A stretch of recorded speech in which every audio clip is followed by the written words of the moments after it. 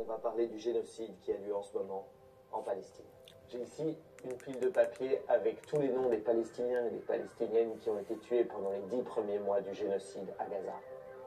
En tout cas, ceux qui ont pu être identifiés. Cela représente maintenant plus de 600 pages. Femmes, enfants, journalistes, athlètes olympiques, personnel soignant, ils sont tous et toutes des cibles d'Israël. Ce sont des crimes de guerre.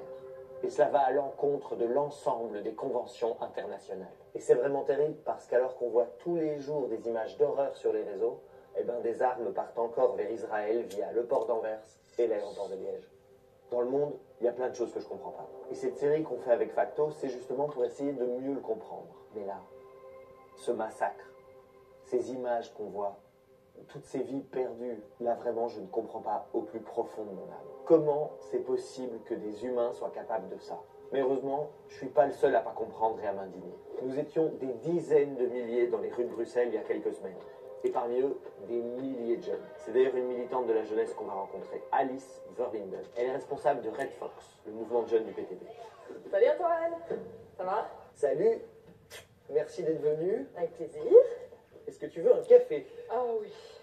Merci beaucoup en tout cas Alice d'être là. Et Alice, toi tu es militante pour la Palestine, tu es très en contact avec tous ces jeunes qui se mobilisent pour le peuple palestinien, qu'on appelle parfois la génération Palestine. C'est quoi qui t'a poussé à te mobiliser sur ce sujet-là? Ça a commencé quand j'étais étudiante. Il y avait une opération militaire israélienne dans la bande de Gaza qui a fait à l'époque plus de 1300 morts. Et déjà à ce moment-là, il y avait eu plusieurs centaines d'enfants. Et donc les images étaient terribles. Et c'est ça aussi qui m'a poussée à participer à mes premières manifestations. Et là maintenant, on est 15 ans plus tard et on assiste en fait à un véritable génocide à travers nos écrans. Ça crée une génération palestine, comme tu dis, qui est super indignée et révoltée, quoi. Du coup, moi, c'est un peu ça que j'arrive pas à comprendre. Comment ça se fait, alors qu'on est témoin de tout ce qui se passe, on est énormément à être indigné, comment ça se fait que ça ne s'arrête pas? Ça dépasse complètement l'entendement. Et donc, pour essayer de le comprendre, il faut d'abord réfuter l'idée qui a été répétée à l'infini à travers les médias, qu'il s'agirait d'un conflit entre Israël et la Palestine, ou un conflit entre musulmans et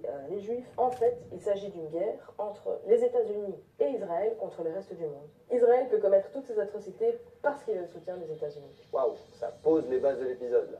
De voir en Palestine comment le monde fonctionne. Le génocide à Gaza, en fait, c'est le résultat de l'impérialisme des États-Unis et de l'Occident. Quand tu dis l'impérialisme, tu veux dire la lutte des États-Unis et de l'Occident pour étendre leur pouvoir et leur contrôle et dominer les différentes parties du monde. Tout à fait. Pour maintenir leur pouvoir dans la région, les États-Unis ont besoin d'Israël. Un ancien ministre des Affaires étrangères des États-Unis a dit un jour « Israël est le plus grand porte-avions américain au monde ».